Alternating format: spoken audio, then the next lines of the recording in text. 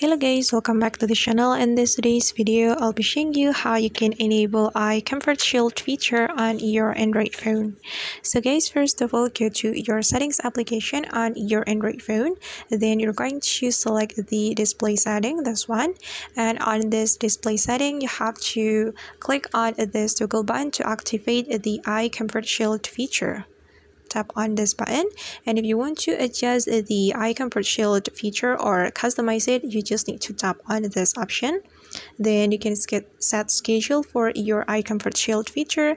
You can tap on set schedule right here, and you can set schedule either always on, sunset to sunrise, or custom.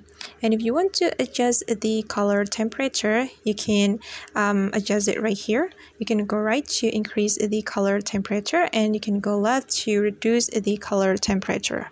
And actually, there is a quick way to open the eye comfort shield feature. You can go to your notification panel, then you can simply tap on this option, eye comfort shield feature, and if you want to adjust it, you can tap and hold like this, and it will bring you to the eye comfort shield setting.